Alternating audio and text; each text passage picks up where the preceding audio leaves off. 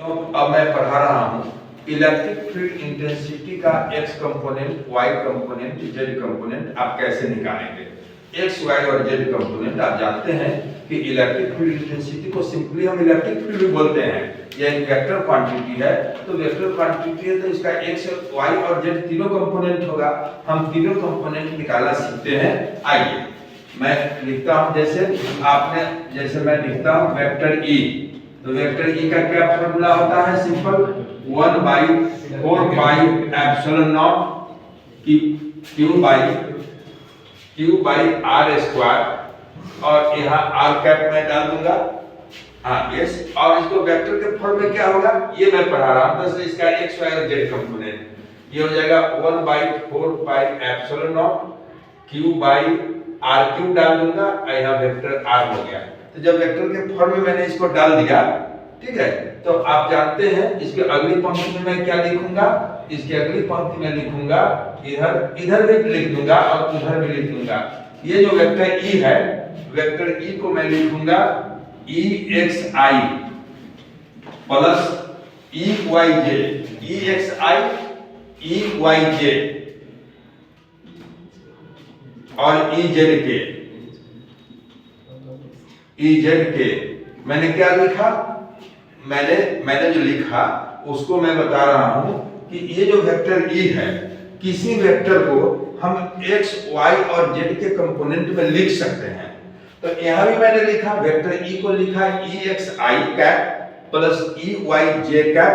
देखिए EXI cap plus EYJ cap plus EZ cap, मैंने vector E को तोड़ दिए, x, y और z कंपोनेंट में मैंने इसको तोड़ दिया है सर। अब मैं उसको भी तोड़ूंगा, वो लिखूंगा 1/4 q by, देखिए अब r q की बारी आ रही है सर। तो आप जानते हैं ना कि वेक्टर r इक्वल टू क्या होता है। यहाँ मैं लिख देता हूँ, वेक्टर r इक्वल टू हो जाएगा, आप देखिए हो जाएगा xi plus yj plus zk।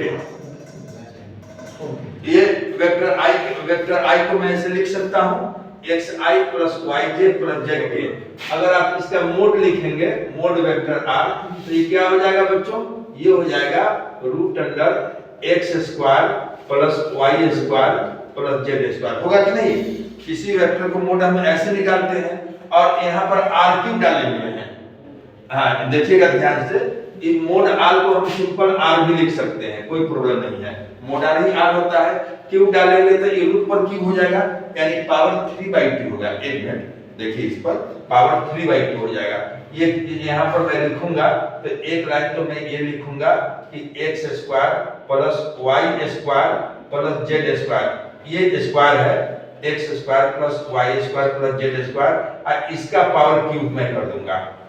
और यहाँ जो r वेक्टर है, तो r वेक्टर तो सामने है, r वेक्टर कहाँ है, r equal to xi plus yj plus zk।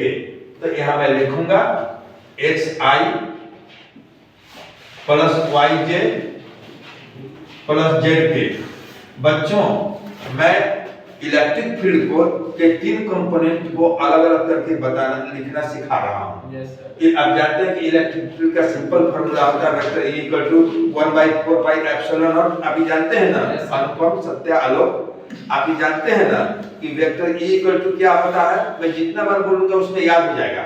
Vector E equal to होता है 1/4 q by r स्क्वायर, बगल में इनटू r कैप, ये होता है।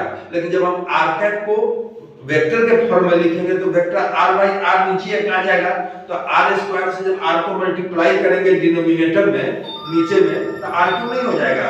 तो नीचे हो गया r क्यूब, ऊपर हो गया वेक्टर r, और उसका फॉर्मूला में x, y और z के रूप में मैंने लिखा। अब देखिए, अब बहुत आसान हो गया डेरिवेशन। इसको मैं लिखता हूं कि EXI plus EYJ plus EZK।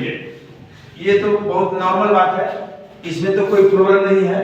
और इसमें मैं क्या करूंगा, ये देखिए बेटा, ये कोई रूट x है और इसका पावर 3 है, इसका मतलब हुआ x टू द पावर 3/2। ये सीख लीजिए, ये सीख लीजिए कि रूट x लिखा हुआ है और रूट x का पावर 3 है, तो रूट x का मतलब हुआ x to the power 1/2। x के पावर 1/2 रूट x को हम लिख सकते हैं, अब उसका पावर 3 है, तो x के पावर 3/2 नहीं हो गया। तो यहाँ जो है इसका पावर 2, तो इसको मैं अगली पंक्ति में लिखूंगा 1/4 pi epsilon nought q by x root total term लिखूंगा x square plus y square plus z square और इसका पावर 3/2 लिख दूंगा। लेकिन ये बच्चों वैसे ही रह जाएगा। क्या रह जाएगा? xi plus yj plus zk। अब इसमें एक परिवर्तन होगा, उसको मैं मल्टीप्लाई कर दूंगा। देखिए क्या आता है। अब मल्टीप्लाई मैं करूंगा, ये हो जाएगा exi प्लस, ये तो वही लिखेंगे eyj प्लस ezk। अब उसको मल्टीप्लाई करूंगा तो ये तो सबों के साथ रहेगा। जैसे ये होगा 1/4 pi epsilon nought q into x by x square plus y square plus z square का पावर 3/2 और i cap plus 1/4 pi epsilon not. बस हो गया, घटाना नहीं है। 1/4 pi epsilon not y by x square plus y square plus z square और यहाँ हो जाएगा आपको j आप प्लस एक नीचे हो गया, बड़ा लाइन हो गया है 1/4 pi epsilon nought q z by x square plus y square plus z square का पावर 3/2 k। अब इस बात को समझिए कि हम क्या किए हैं। ये पूरे डेरिवेशन में हमारा उद्देश्य क्या है? हमारा उद्देश्य है कि आप लोग जानते हैं कि वेक्टर e का वैल्यू होता है वो formula 1/4 pi epsilon nought q by r square r cap और फिर r स्क्वायर r कैप को जब वेक्टर r बार आगे लिखे तो r स्क्वायर से r मल्टीप्लाई हो गया। कोई दिक्कत है तो बोलिए। नहीं r क्यूब हो गया, ये तो हम कल भी बताए थे, ये डेरिवेशन हम कल बताए थे। लेकिन आज मैं क्या कर रहा हूं, अभी खत्म नहीं हुआ है।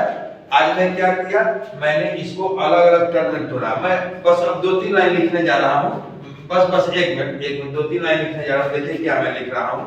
अब लिखूंगा यहाँ पर therefore ex इक्वल टू हो जाएगा 1/4 pi epsilon not qx by x square plus y square plus z square इसका पावर 3/2 y जो होगा ये हो जाएगा 1/4 pi epsilon nought q into y by x square plus y square plus z square का power 3/2 और z हो जाएगा आपको 1/4 पाई एप्सिलॉन नॉट और qz by x square plus y square plus z square के पावर 3/2। बस इतना ही करना चाहते थे। ठीक है, अब कोई दिक्कत है? देखिए यही 3 कंपोनेंट है। Okay, thank you.